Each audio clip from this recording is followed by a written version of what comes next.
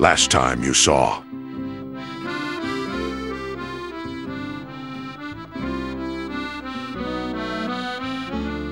Už je to rok?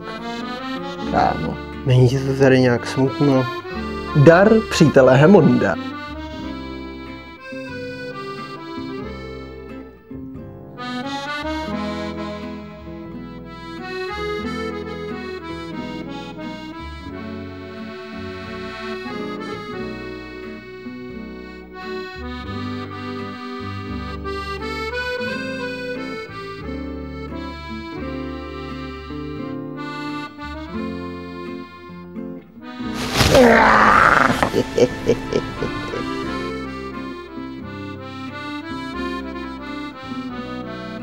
Najednou to dám!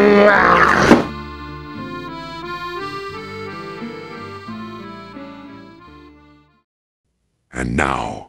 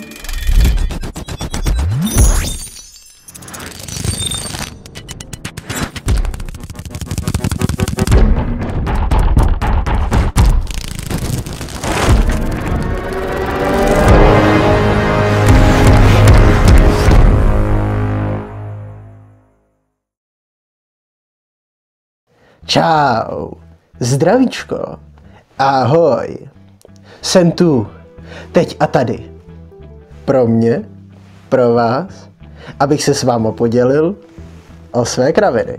Protože je rok 2025, tak tehle rok.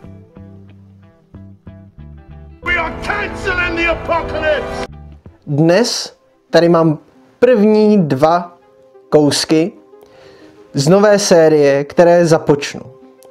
Nikdy dřív jsem tyhle postavy neměl. Proto si začínám tvořit jeden z mých snů. A upřímně dnes uděláme výjimku a začneme tím větším. Protože v té druhé, menší zásilce je někdo, kdo mojí nostalgii a lásku k téhle filmové sérii započal. Nebudeme dále otálet a jdeme na to. Aby jsme otevřeli tyto balíky, tak budeme potřebovat Azazelův nůž. Já se upřímně tak těším. To bude hrozný Saigon.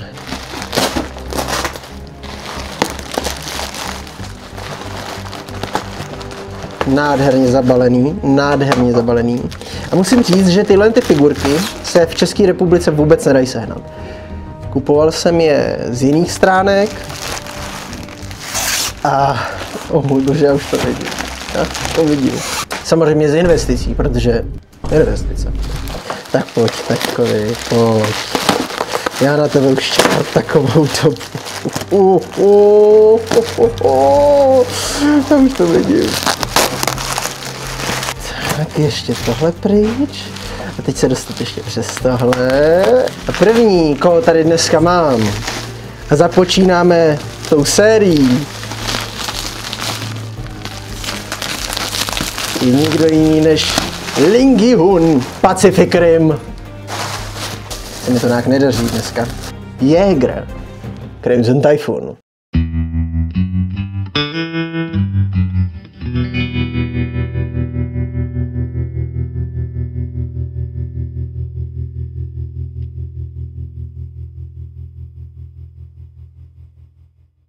A o můj bože,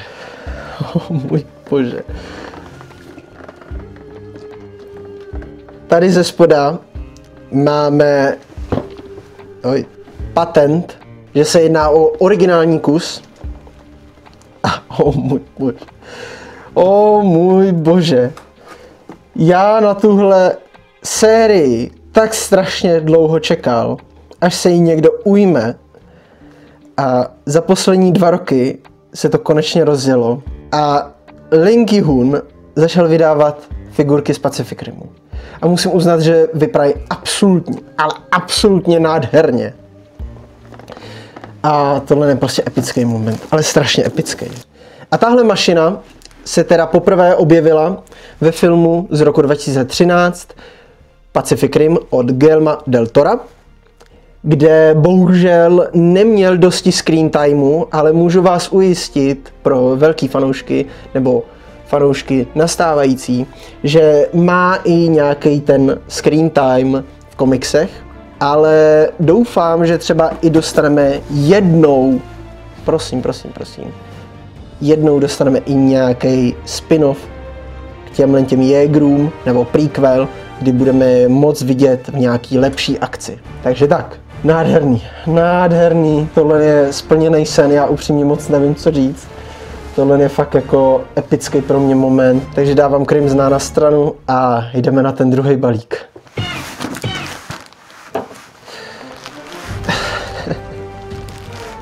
Tohle je fakt epický.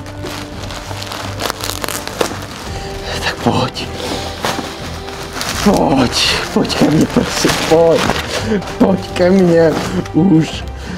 Na tebe jsem čekal od roku pomalu 2013.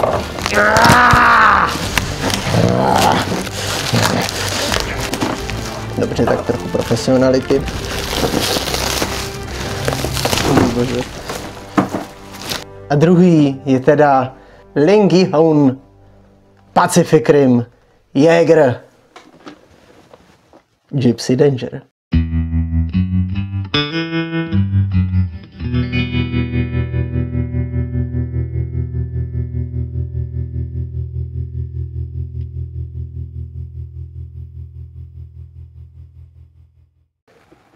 A o můj bože, tohle je reálně splněný sen.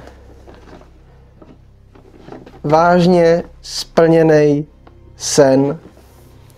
A já nemám vážně co k tomu dodat.